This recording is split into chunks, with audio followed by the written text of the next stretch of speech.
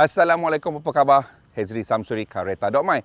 Bila kita bercerita tentang kenderaan elektrik, semua orang akan cerita Tesla ataupun kereta-kereta elektrik yang lain macam Porsche Taycan apa semua tu kan. Tapi ramai orang terlupa sebenarnya. Sebenarnya bila kita cerita tentang EV, Malaysia pun sebenarnya dah ada. Cuma bukan kereta tetapi motosikal. Yang ini. Ini ialah Eklimo. Dan Eklimo bermaksud Eco Life Mobility. Dan dia berasal daripada Pulau Pinang.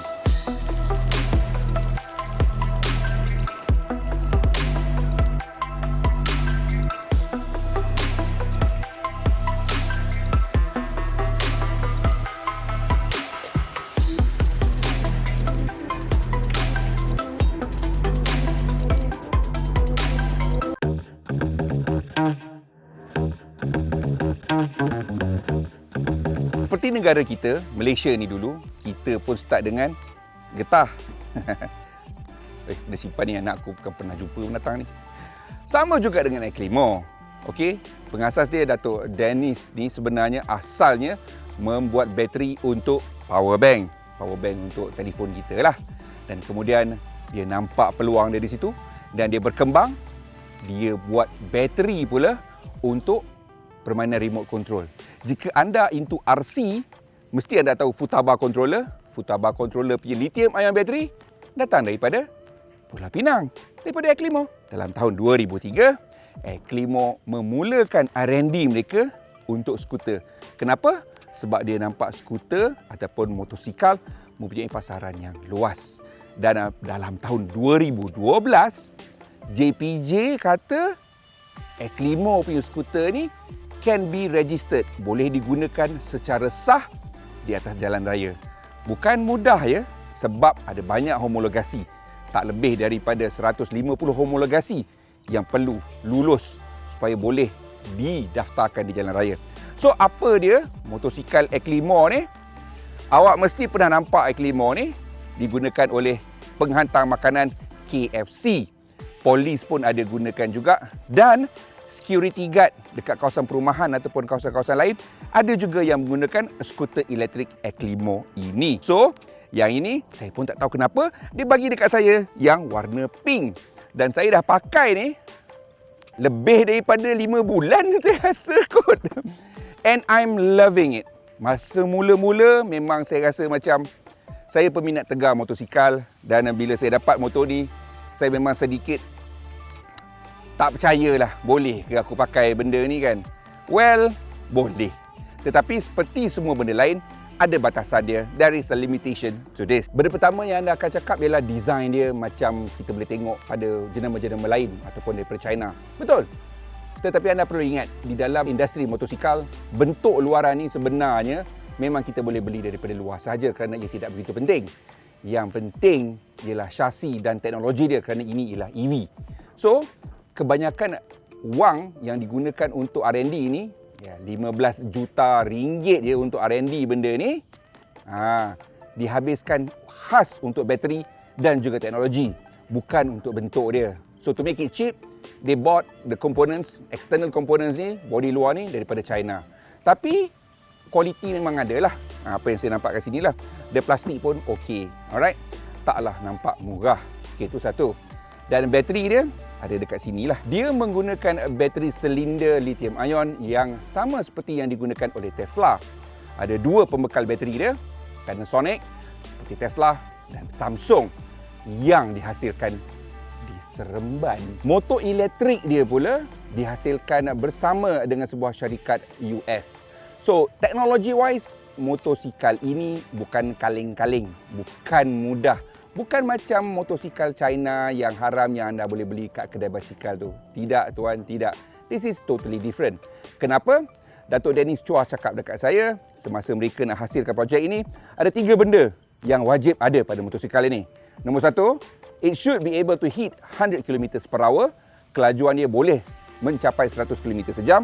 Sebab dalam Malaysia ni, untuk anda yang jarang bawa motosikal, kalau anda perlahan sangat, anda boleh kena sapu daripada belakang. So you need a certain speed to be safe on the road. Nombor 2 pula, anda boleh mendaki bukit. So dia boleh mendaki bukit dengan kecuraman 20%. Dan nombor 3, benda apa yang diorang kena buat? Motosikal ini perlu mencapai jarak perjalanan 100 km dengan satu charge. So, 3 benda tu dia boleh buat, baru Eklimo ni terhasil. Okey, ia menggunakan in-hub motor. So, motor dia memang kat sini. Brake depan belakang, disc brake hidrolik. Okey. Dan dia tidak ada transmisi. Dia menggunakan sistem direct drive. Maknanya daripada motor elektrik terus ke roda belakang. So, dekat situ dia dah jimat lah daripada segi komponen. Memang kenderaan EV mempunyai kurang komponen daripada kenderaan biasa. Lebih kurang 70% lebih kurang komponennya daripada kenderaan biasa. Okey, kenderaan petrol biasa. So, apa lagi yang kita perlu tentang benda ni? Saya cakap tadi, sekarang ni motosikal elektrik ini boleh didaftarkan untuk kegunaan jalan raya kerana salah satu sebab dia ialah dia selamat.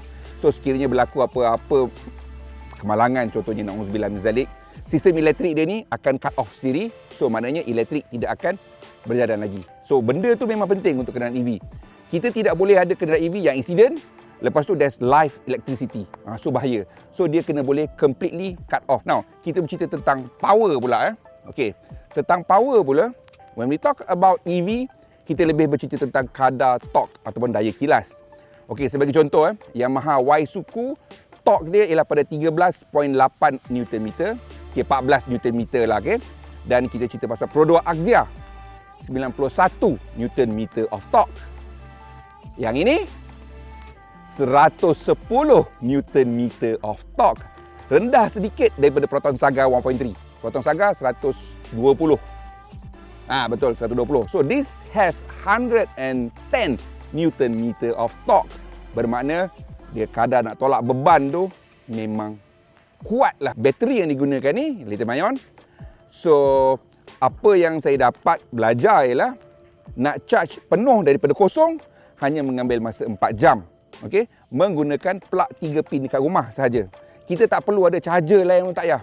Plug 3 pin je, pak masuk, 4 jam penuh. Penuh boleh pergi 100 km sejam pada kelajuan malar 50 km sejam. Slow lah. Tapi menurut kata Eklimo, kalau kita ride dalam 70 km sejam, kalau kita ride dalam 80 km sejam constant, masih boleh dapat range sejauh 70 km. Bergantung pada berat penunggang. Masalah pada motosikal ialah ia sangat bergantung kepada beberapa faktor, contohnya berat penunggang dan juga aerodynamics. Kerana itu, kalau anda biasa bawa motosikal, bila awak bawa laju, memang minyak dia cepat turun. Sebabnya aerodynamics berbeza dengan kereta. Okey, kereta aerodynamics dia sangat bagus. Motosikal ni tak. It has dirty aerodynamics. So, untuk motosikal ni, dia pun terbalik. Motor selalunya ada HP yang tinggi, kilowatt power yang tinggi, torque yang rendah. Walaupun torque dia jauh lebih tinggi daripada Waisuku. Waisuku tadi ada 14 Nm, ini ada 110 Nm. Tidak bermaksud motosikal EV ini lebih laju daripada Waisuku. Tidak. Okey. Nombor 1, dia berat. Berat skuter ini 150 kg kerana bateri. Waisuku berat dia dalam 110 kilo sahajalah, lebih kurang itu. Ya, 115 kilo. Okey. Daripada segi horsepower pula, okey, Waisuku mempunyai kuasa sebanyak 11.3 kilowatt. Yang ini, walaupun torque dia 110 Nm, kadar tenaga maksimum dia cuma 6 kilowatt. So, Waisuku tu hampir 2 kali ganda lebih bertenaga. Okey, walaupun torque Waisuku rendah. Dan seterusnya ialah kerana ia tidak ada gearbox, dia cuma ada direct drive. Bermakna whatever power yang dia ada, nak naik bukit ke, nak memotong ke, nak coasting atas highway ke, satu gear tu je lah yang dia pakai. Jadi walaupun dia ada torque yang tinggi, kesemua torque itu diperlukan untuk bergerak, mendaki, memecut. So that's where a lot of the power is needed. Tak semestinya 110 Nm of torque, dia boleh tapau motor lain kat bukit. Tidak. Apa yang dia boleh buat ialah 110 Nm of torque ini membolehkan dia mendaki bukit dengan 2 orang, ataupun membawa saya mendaki bukit curam dengan bawa kargo. Itu yang dia boleh dengan 1 gear. Itu dia direct drive. So those are the issues with EVs. Eklimo ni adalah satu produk yang memang very simple and basic lah. So kita tidak ada komputer yang canggih dekat sini. Kita boleh nampak kat sini meter dia E full ni, E ke full ni. So bateri dia ada lagi 4 bar. Dan motosikal ini sudah berjalan 647 km secara keseluruhan dan ada satu trip meter. Dia tidak ada range meter. Distance to empty, berapa kilometer lagi boleh berjalan, tak ada. So saya memang kena agak-agak lah pada bar ini. So benda ni mula-mula memang menggelabah sampan, dah lama-lama okey. Motosikal juga adalah sebuah mod pengangkutan yang sangat praktikal. Kecil, menjimatkan tenaga api. Yang ini lain sedikit. Okey, dia berat dan kita kena selalu kira berapa jauh dia boleh berjalan sampai ke destinasi. So dia kurang praktikal. So itu adalah antara cabaran-cabarannya. Tetapi sekiranya negara ini mementingkan environment, alam persekitaran, tidak mahu ada pencemaran seperti di China dan negara-negara maju, memang motosikal jenis macam inilah yang menjadi solution dia, yang menjadi penyelesaian dia. Saya nak katakan motosikal ini tak bagus? Tak. Keluarga saya suka dengan motosikal ini, ya, kerana dia praktikal. Praktikal macam mana? Kalau kita orang berjalan sekeliling area kawasan rumah, nak ke kedai, nak ke mamak, nak ke masjid, nak ke 7-Eleven apa semua tu, yang ni. Sebab balik malam charge settle. Nak ambil anak dekat Taska pun pakai ni, senang. Okey, dan dia skuter, bawah tu ada tempat simpan barang lagi. So dia praktikal daripada segi gitu. Cuma kalau saya nak pergi ke KL, nak pergi ke bandar, yang itu memang susah sikit lah. Sebabnya saya dah kena kira jarak apa semua tu. So pada pendapat saya, leceh. Okey? Tapi kalau terpaksa, boleh. Macam orang pergi Mekah naik EX5, boleh sampai kan? Bukannya tak boleh. Jalan kaki pun boleh. So sama jugalah dengan ni. Boleh. Cuma kita kena tahulah batasan dia macam mana. Okey? Dan harga dia. Ni pelik sikit. Bukan pelik lah. Ini problem dia sikit. Bateri, teknologi bateri bukan murah. Yang ini listed price dia ialah RM18,000 Malaysia. Mungkin adalah diskaun sikit-sikit, tapi itu dah publish rate dia, RM18,000. RM18,000 kita bagi dekat orang Malaysia, apa dia boleh beli? Vespa dia boleh beli. Dia boleh beli Isuzu, dapat duit baki tu untuk modify lagi. RM18,000 bagi kat saya angkat satu lagi motor lama. Zephyr ke, apa ke. So RM18,000 tu is a big amount of money. Tetapi untuk peminat EV, RM18,000 you are getting this. A Malaysian made scooter. Bateri teknologi yang sama dengan Tesla. Electric motor co-developed with American company. Dengan kebolehan dia untuk didaftarkan bagi penggunaan jalan raya. Macam mana dia bawa? Okey, dia memang macam skuter lah. Okey, press and go. Handling wise, okey. Cuma saya rasa tayar depan ni terlampau gemuk. So, memang mula-mula rasa kekok sikit sebab rasa berat kat depan. Brake memang mencegam dan dia ada regenerative braking. So, lepas dia throttle, dia dah start slow down. Dia bawa macam typical skuter biasalah. Tak adalah nak memecut laju, semua tak boleh. Nak memecut memang kalau kita press habis pun, dia memang perlahan je. Sebab torque dia banyak masuk bila kita dah bergerak. So daripada kelajuan 50 nak pergi ke 80 tu memang sekejap je lah. Okay, kita boleh rasa. Dan bila kita turun bukit, kita boleh nampak dia dah start regen bateri. So tenaga bateri makin lama makin naik. Selain daripada tu tak ada apa. It is a good scooter that you can use at home sebenarnya. So daripada kita ada kapcai, kena isi minyak, servis apa semua ni mana ada servis? Tak payah servis, tak payah apa pun. Letak je dekat rumah, dia berjalan je lah, malam charge. Simple lah bro. So pada anda yang nak cari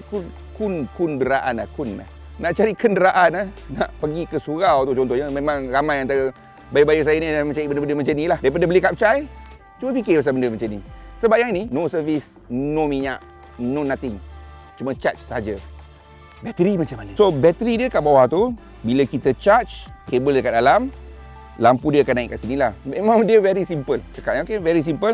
Lampu dia berkelip, maknanya dia tengah charge, dah penuh, dia dah tak berhenti berkelip. Semua kat sini lah, dekat LED ni. Now bateri ni, dia menggunakan bateri Panasonic dengan Samsung. Similar teknologi, sama teknologi dengan apa yang ada pada Tesla. Cuma dalam Tesla, it's liquid cool. Okay? Untuk yang ni, dia air cool. Sebab dia tak muat nak letak liquid cooling ataupun active cooling. Tak boleh. So dia air cool. Okay? So bila kita cerita pasal bateri air cool, dia mempunyai jangka hayat lah. So dalam 3 tahun, range mungkin akan turun daripada 100 jadi 70 km. So bateri dia ni boleh digantikan. Now, nak gantikan bateri, Eklimo cakap harganya bawah daripada RM2,000. Okey, tu satu. Dan bateri yang dah terpakai tu, saya rasa mungkin boleh trade in kot, sebab bukan semua sel tu yang rosak, yang mana ada boleh di recycle jadi power bank. So company Eklimo boleh ambil balik bateri-bateri tu, buat jadi power bank.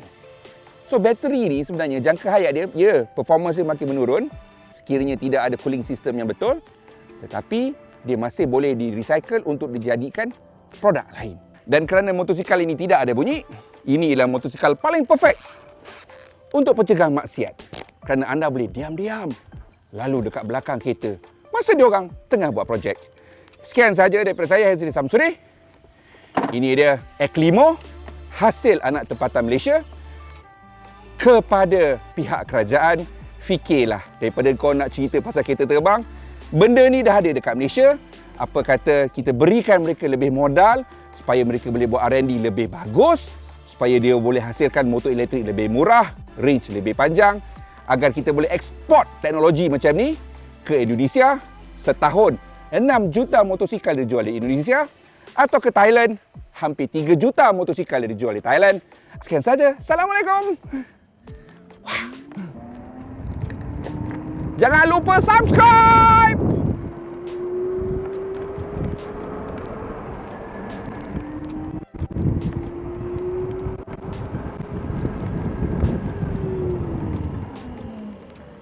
Jangan lupa subscribe channel kami dan tekan butang loceng supaya anda tahu bila video baru kami akan muncul.